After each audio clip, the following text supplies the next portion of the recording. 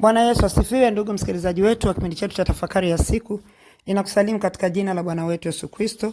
Na leo tunao tafakari kutoka kwenye kitabu cha Mhubiri sura ile ya 7 mstari ule wa 13. Nitaanzia hapo.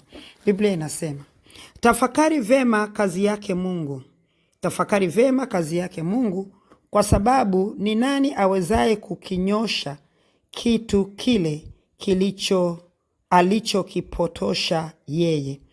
Kwamba Mungu, kuna vitu ambavyo tumekuwa tunategemea ama huwa tunatarajia kuyaona mambo mema tu, lakini ukweli sio huo. Kwa sababu kuna hata yale ambaye ni machungu lakini yaliyokusudiwa. Tuna mifano ambayo tunaweza tukayatoa. Mfano wa kwanza tunaye ni Yesu Kristo. Yesu Kristo, ili ulimwengu uweze kukombolewa, ilibidi yeye apite kwenye machungu. Kwa hiyo haina maana kwamba kupita kwake kwenye machungu ni kweli alikuwa na dhambi, lakini alifanya vile ili sisi tuondolewe dhambi. Wako watu wengi ambao wanapita katika hayo. Tumeona kina Yeremia wamepita katika machungu mengi, lakini kusudi lilikuwa ni Israeli waweze kuokolewa, waachane na dhambi ambazo walikuwa wanaziishi. Tumemwona Ayubu pia amepita katika misukosuko mingi ya kuharibikiwa mpaka watu wake kufa na hivi, na yeye mwenyewe kuingia katika mazingira magumu. Hakuwa amefanya makosa, lakini tunaona kilichokuwa kimetokea pale, Mungu alikuwa kazini. Na alikuwa kazini kwa sababu alikuwa ana mpango mwema kwa ajili yake. So kunapokuwa na jambo ambalo Mungu anataka kufanya, nimejifunza kwamba unaweza ukakutana na sura fulani ambaye si nzuri. Na hiyo sura, ukitembea katika sura hiyo, basi utakosa kile kilichowekwa mbele. Kwa hiyo tunaona kabisa kwamba kuna mazingira ambayo yanamfanya mtu ashindwe kufikia mahali alipokusudiwa kwa sababu ya kile kwa jinsi anavyobeba kile ambacho kitoko mbele yake sasa. Ndio maana anasema tafakari vema kazi yake Mungu. Kuiona kazi ya Mungu ikifanyika na usiitafakari, unaweza uka miss point. Unaweza ukapotoka kwa sababu ukachukua picha nyingine wakati picha ni nyingine. Hapo ndiyo mahali ambapo kitandawili chetu kinapokuwepo. Lakini tunaamini kabisa kwamba yeye Mungu ana mpango mwema kwa ajili yetu. Kwa hiyo nikishajua hilo, nabaki nimesimama.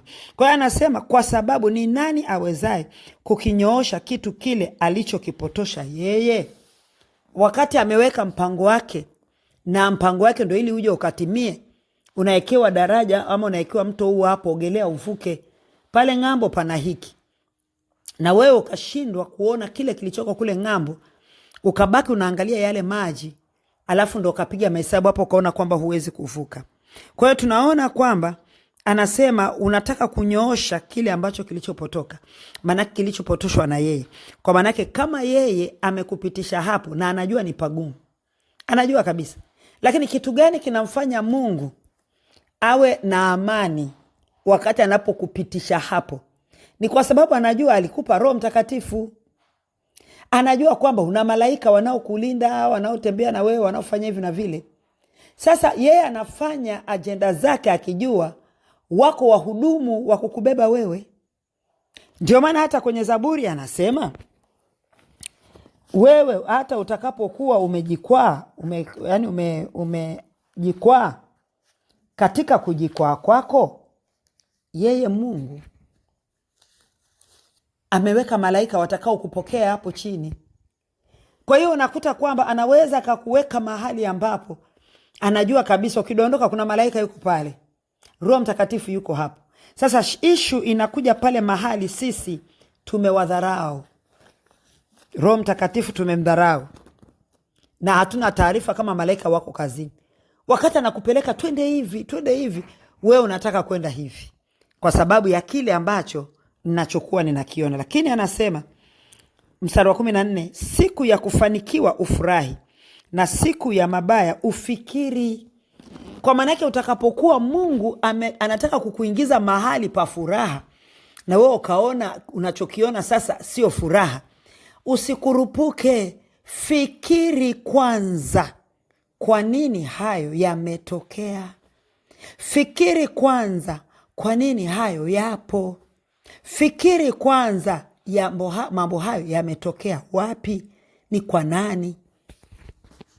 Usije ukaanza kumkemea Mungu, ukamwambia shindwa, shindwa, kumbe ni Mungu namwambia ashindwe. Usije ukamkosea Mungu kwa sababu ya kutokufikiri.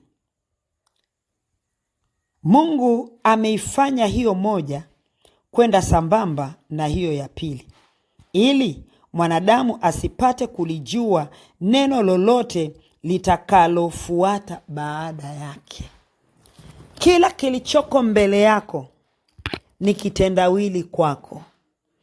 Kila kilichoko mbele yako bado kinabeba mtihani kwako. Unaweza ukafikiri unakifahamu kwa namna fulani, lakini kumbe hicho kimekuja kwa namna fulani. Kwa hiyo kile unachofikiria wewe kwamba unakifahamu, kumbe leo hicho ni chengine. Haijalishi sura imefanana, lakini kilichoko ni chengine.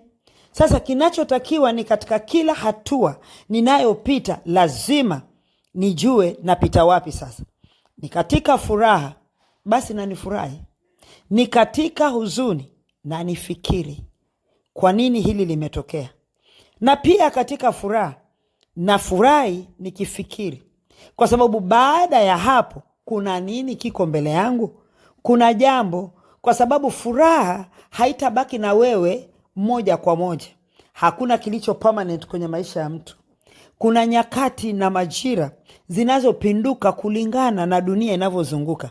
Ndio maana unakuta kuna wakati wa baridi, kuna wakati wa hiki jua, kuna wakati wa mvua na kadhalika, wakati wa upepo na kadhalika. Sasa hayo yote yapo kwa sababu huwezi kuiona baridi ukasema kwamba hii sasa mimi hapa jamani, hapana, na hama kwa sababu ya hii baridi. Wakati wa jua utafika.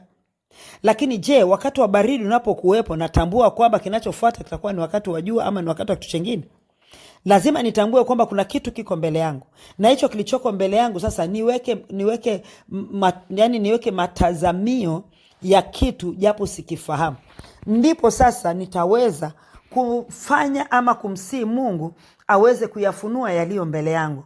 Maisha yetu yanabebwa na kile ambacho Bwana anakitafakari kwa ajili yetu na kukifikiri kwa ajili yetu, hata ndipo aweze kututendea. Sasa yeye anafikiri, anawaza, anatafakari kwa ajili yetu. Ndio maana akasema kwenye Yeremia, mawazo ninayowawazia ni mema. Kwa sababu anapotafakari kuhusu Helena, ni mema yamejaa ndani yake.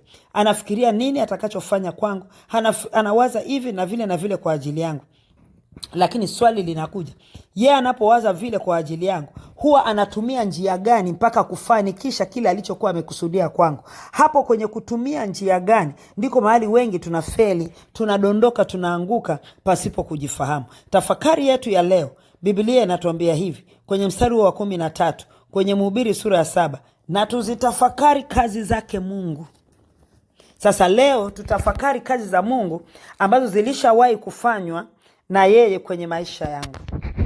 Alafu nitagundua kuna mahali nimeharibu.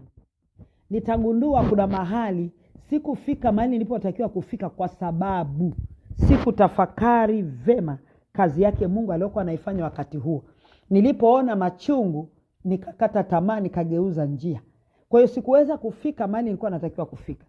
Ili basi niweze sasa kutafakari vema na kumwambia Bwana anirehemu katika kule nyuma jinsi ambavyo nilishindwa kutafakari. Ila sasa Bwana umenijulisha njia zako, na mimi sasa ninaanza kutafakari. Basi ili kuweza kuona yale mema ambayo Mungu ametuandalia, na tuweze kuona siku njema iliyo mbele yetu kwa ajili ya Bwana. Mungu atubariki. Baba, tusaidie tuweze kuvuka salama katika hayo na kuweza kufika uliko kusudia. Neno lako hili likafanyike msaada kwetu, na utukufu wako ukatubebe, ili tuweze kutafakari njia zako kwa wema na kutafakari vema na yale ambayo Bwana uliyoyaweka mbele yetu, hata kama yanaonyesha sura ambayo ni tofauti, basi na tukabebe neema ya kuweza kuvuka katika hayo. Mungu akubariki sana katika jina la Yesu Kristo wa Nazareti. Amen.